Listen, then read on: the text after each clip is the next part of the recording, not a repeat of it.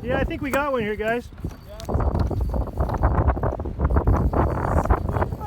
yeah.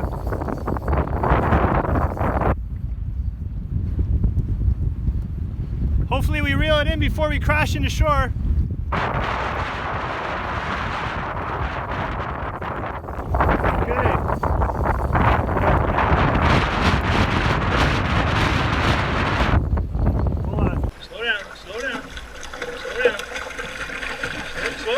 Don't try to pull up. Griffy, don't try. There we go, buddy. That's one in there. Look at the camera, boy. All right. Awesome. Yeah, it's a really awesome, buddy. It's a nice fish. Very, very nice.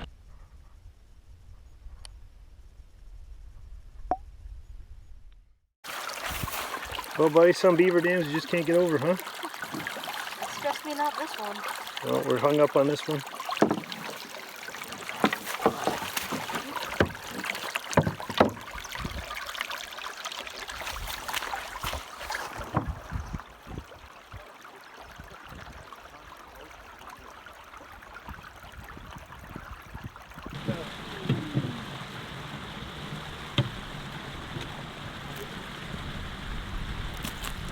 Just give you an idea of the portages we're going through here.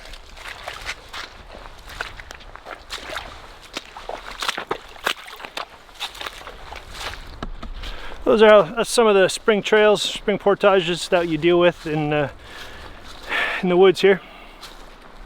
So what I've been doing is wearing these Salomon trail shoes. They're mesh, so the water doesn't stay in them. And wear sealskin waterproof socks underneath them.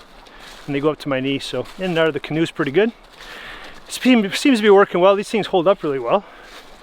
When I get to camp, I switch out one pair of sealskins for another, and so that when my feet are dry, I don't need another pair of shoes. I wear the same pair of shoes. And yeah, that's my 2 cents. My free advice. And free advice is worth what you pay for, right? But yeah, as you can see here, we got a lot of muddy stuff to go through. And you gotta be careful when you're stepping in this. You never know how far you're gonna go down. And he takes the rocks, but these shoes they haven't fallen off. They grip my feet really well. You get on the rocks here. So they've been pretty good. So yeah, I've never really bought Salomon anything really, but got them at MEC, Mountain Equipment Co-op, and I've been really happy with them. Sealskin waterproof socks, or any waterproof socks that you can find. It's a great combination, right? They go great with this. Feet are dry in and out of the canoe. Everybody's got a footwear system that they think is best for canoe trips. Whatever works for you is what you got to do. But this is just a suggestion if you're looking for a new approach, if you're looking for something to try. These things work well. Like I said, in and out of the canoe, we're doing a lot of portages on this trip, and they've held up really well. And I feel that they've been giving me enough support too, which is good. I haven't twisted an ankle or anything like that. Some people are prone to twisted ankles. Knock on wood, I'm pretty good about that. These skinny ankles of mine hold up pretty well. I've been told I gotta sue them for lack of support. Some little salamander. He is cool. You got a good eye, buddy.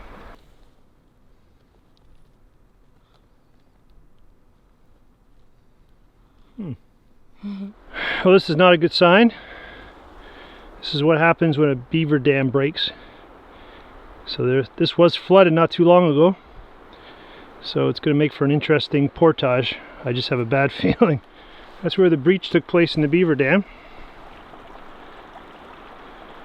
So in case you're wondering how much water a beaver dam holds up, this was all flooded. And this is recently just dropped. The water has just dropped suddenly here. You can tell there's even a little bit of ice.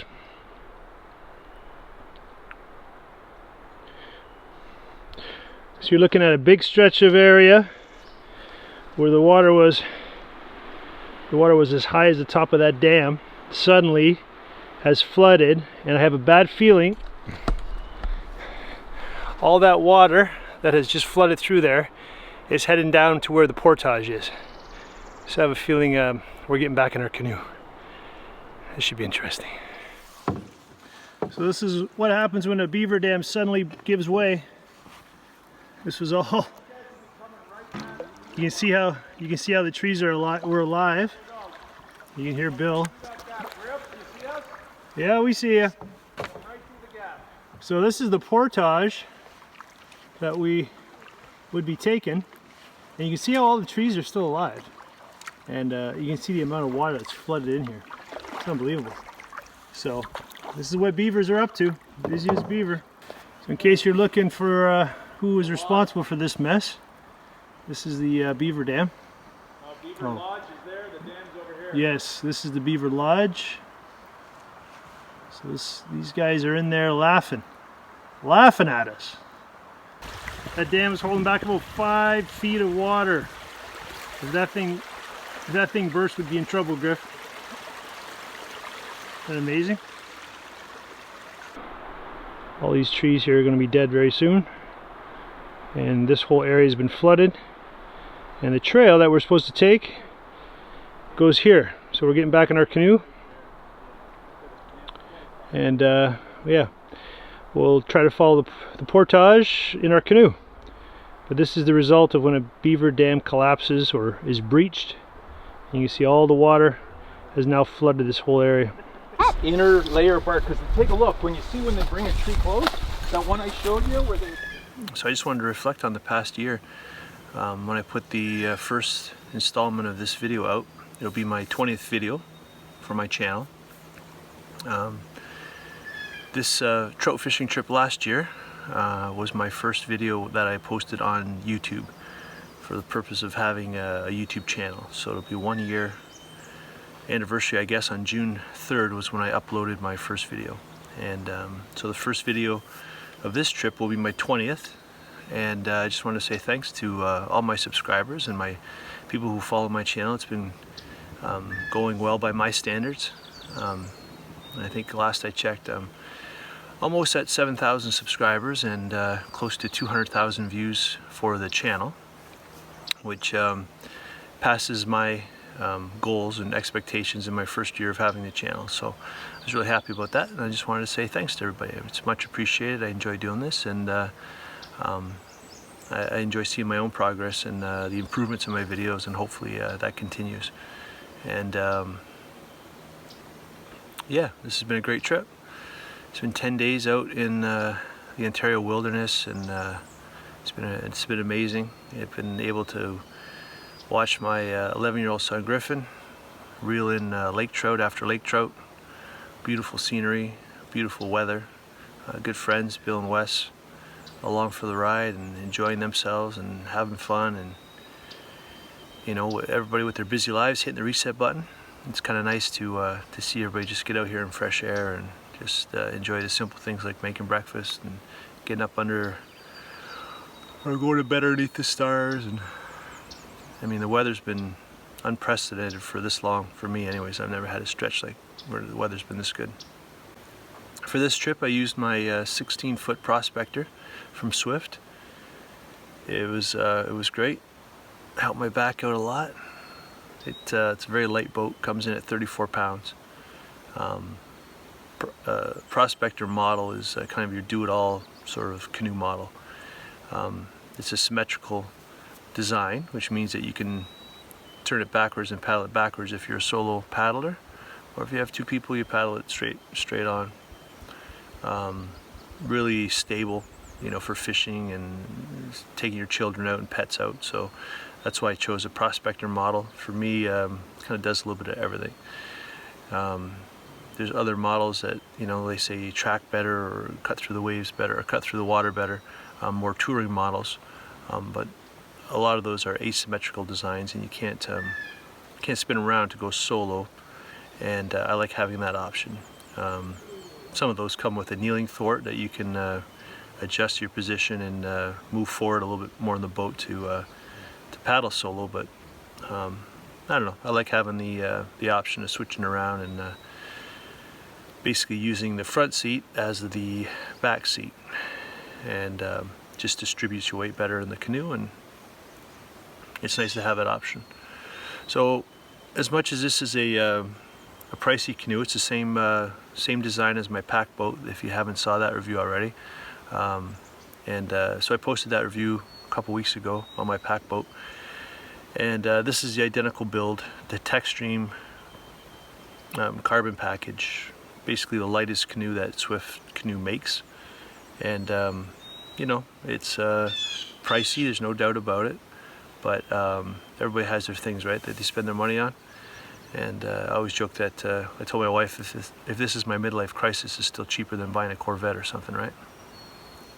So I spend my money on outdoor gear. To me, it's a good investment, and especially when you're carrying stuff. So anything that I have to carry or pedal, I have no problem spending money on. So my bikes and my canoes, and like I said, anything that this back has to carry or these legs have to push, I do not mind spending money on to make it a little easier on myself. So I love the look of a wooden canoe. I mean, that would be my first choice to buy, but until they start making them 34 pounds, I'll stick with the carbon. Whatever gets you out in the woods, really, ultimately, that's what matters, right?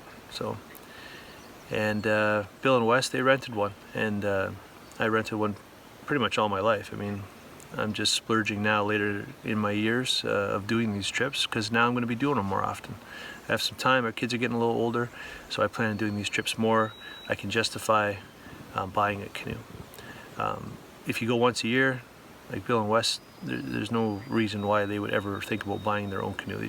They can rent a quality canoe for, you know, $200, $300 a week, and yeah, and enjoy the same benefits. It's not quite as light as mine, but you know, you can still rent good canoes. I hope I never come across as this elitist, gotta have the best stuff sort of thing. This is just a snapshot of my life where I happen to be splurging on some nice gear. And trust me, I grew up with no money and renting gear. My first trip to Algonquin Park by myself, that wasn't with the school. You know, we rented the cheapest, we went to the rental outfitters, and basically asked for the cheapest thing we could get, and it was probably like a 100-pound aluminum canoe, and we portaged that. But anyways, yeah, so this canoe, my Swift canoe, is very happy with it. It held up great, and I don't want you to think that because it's carbon fiber that I baby it. I'll go over some of the scratches on it. You know, with this trip, landing on some of the portages, they're all rocks. There's just, you know, there's no sandy beaches here very, very often. And with Griff up front, you know, I try to make sure that he doesn't get wet or get his feet wet. So at the expense of some scratches on my canoe, try to get him into a spot where he can hop out, and I don't mind getting my feet wet, but try to keep my little guy's feet dry, right?